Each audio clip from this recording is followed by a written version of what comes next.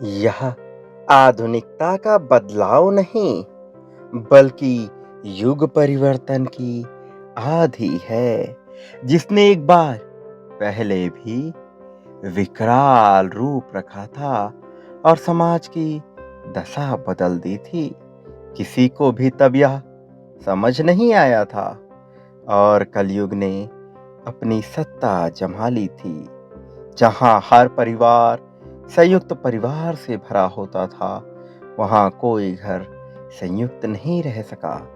जहां लोग दूध और पानी भी बांट कर पिया करते थे, अब ये खरीद कर मिलने लगा। ईश्वर कहते हैं, मेरे प्रिय पुण्य आत्माओं, आज समय आ गया है जागने का। मैं यहाँ तुम्हें वास्तविक सच्चाई से अवगत कराने आया हूँ, क्योंकि तुम जाग रहे हो, इसलिए इस बदलाव को महसूस करने में पूरी तरह से सक्षम भी हो। जैसे कई वर्ष पूर्व युग परिवर्तन ने हुंकार भरी थी, वैसी ही आधी एक बार फिर से चलने को है, जो समाज की दशा को पूरी तरह से बदल कर रख देगी। ये चुनौती है कली के राजा की कि तुम संभल सकते हो तो संभल जाओ, तुम बच सकते हो तो बच जाओ, क्योंकि वो एक को भी बचने नहीं देना चाहता। इस युग परिवर्तन की यादें अब ऐसी चलेगी कि कोई भी समझ ना पाएगा। आध्यात्मिक मार्ग को विलुप्त करने का षड्यंत्र पूरी तरह से रचा जा रहा है। जो ईश्वर की बात करेगा या ईश्वर के मार्ग का अनुसरण करेगा, उसे अपमानित या दंडित किया जाएगा, और जो ईश्वर के अस्तित्व पर प्रश्न चिन्ह लगाएगा, उसे सम्मान दिया जाएगा।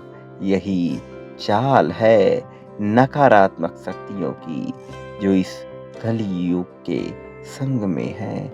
लोग परमात्मा का अपमान करना गर्व समझने लगेंगे और कुछ तो स्वयं को ही ईश्वर मान बैठेंगे। जैसे इतिहास साक्षी है, जब जब अधर्म चरम पर होता है, तब तब दुराचारी व्यभिचारी स्वयं को ही ईश्वर समझ लेते हैं और इस समग्र सृष्टि को ये बताना चाहते हैं कि वास्तविक परमात्मा वही है। मेरे प्रिय, समय इसी दिशा में आगे बढ़ रहा है, जहां परमात्मा का नाम स्मरण करने पर भी दंडित किया जाए।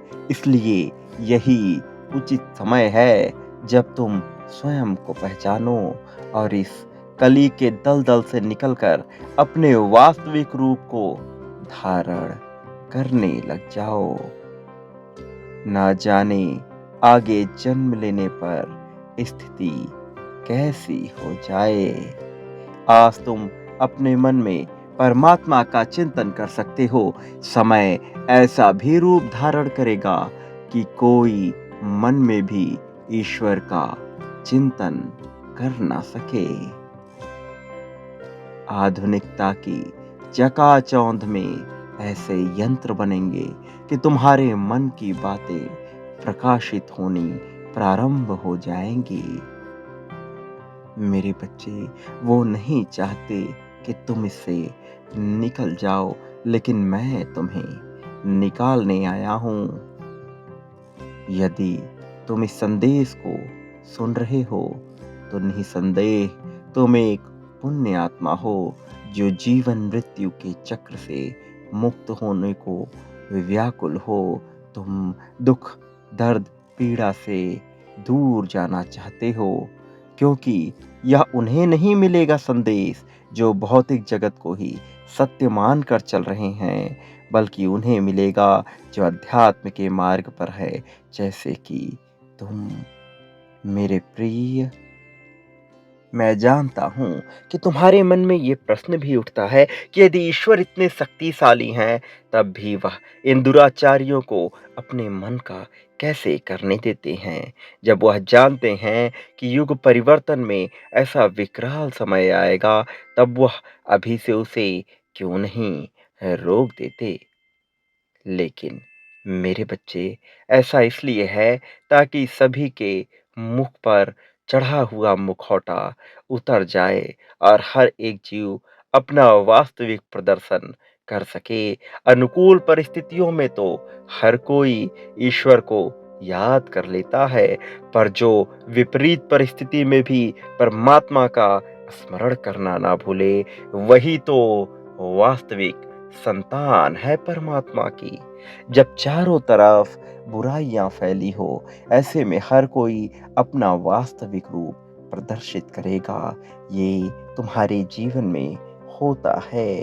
कोई भय से ईश्वर का स्मरण नहीं करेगा और परमात्मा उनका परीक्षण करने के लिए उन्हें अधिक उपलब्धि देने को तैयार है, ताकि वह इस बात को प्रमाणित कर सके कि वो कितना नीचे गिर सकता है। व्यक्ति मानवता को कैसे कुचल सकता है, क्योंकि मानव बुद्धि एक ऐसा यंत्र है, यदि उसका सही दिशा में प्रयोग किया जाए तो असीमित रहस्य उजागर किए जा सकते हैं, और वहीं यदि उसका विपरीत दिशा में, प्रतिकूल दिशा में उपयोग किया जाए तो विनाश की लीला प्रारंभ हो जाएगी। मेरे बच्चे, ऐसे में जब सभी अपने वास्तविक चरित्र का प्रदर्शन करेंगे, तब कोई विरला ही होगा जो उस स्थिति में ईश्वर का नाम लेगा, और वही होगा युग परिवर्तन का धर्म रक्षक। वही होगा ईश्वर की, परमात्मा की वास्तविक संतान। मेरे प्रिय, तुम इस समय काल के धर्म रक्षक हो, इसलिए मैं तुम्हें उस स्थिति में जाने से पहले ही निकालना चाहता हूँ। मैं तुम्हारे जीवन से दुख और पीड़ा को समाप्त करना चाहता हूँ। परमात्मा का आवश्यक संदेश तुम तक पहुंचता रहेगा। मेरे बच्चे, ये चैनल तुम्हें संदेश देता रहेगा। इस वीडियो को लाइक करके आगे बढ़ो। मैं तुम्हें उस विपत्ति में परीक्षण के लिए नहीं भेजना चाहता। तुम मेरी प्रिय संतान हो और विशेष उद्देश्य से इस धरा पर उतरे हो, इसलिए स्वयं को पहचानो। तुम पहली बार तो इस धरा पर नहीं आए हो, इससे पहले भी तुम यहाँ आ चुके हो। तुम्हें इसका आभास नहीं है, लेकिन तुम्हें इसका आभास होने वाला है। अब साधारण मानव की भांति तुच्छ चीजों के पीछे भागना छोड़कर अपने कर्म पर ध्यान लगाओ। तुम्हारी आत्मा का जो उद्देश्य है, उसे पूरा करो। मैं तुम्हारी पीड़ाओं का अंत अवश्य करूंगा और तुम्हें विजय के मार्ग पर लेकर जाऊंगा, और तुम्हारी आध्यात्मिक जागृति को इतना प्रबल कर दूंगा कि कोई भी तुम्हें हिला ना सके, क्योंकि अब तुम्हें इसी समय काल में मुक्त होना है। तो इसी समय अवधि में सारे कार्य पूर्ण करके तुम्हें मैं सारी चिंताओं से मुक्त करा दूंगा और तुम्हारी प्रतीक्षा करूंगा, ताकि तुम अपने वास्तविक धाम को लौट सको। मेरे बच्चे, यदि तुम्हें ईश्वर पर विश्वास है तो आगे बढ़ो और कहो कि मैं आध्यात्मिक मार्ग का अनुसरण करता रहूंगा। मैं मुक्त होना चाहता हूँ। मैं खुशियाँ चाहता हूँ। हे ईश्वर, मुझे मेरे आत्म उद्देश्य से परिचित करवाइए, ताकि मैं उसे पूर्ण कर सकूं। मेरे बच्चे, मेरा आशीर्वाद सदैव तुम्हारे साथ है। तुम अपने मन से सारी चिंताओं को त्याग दो।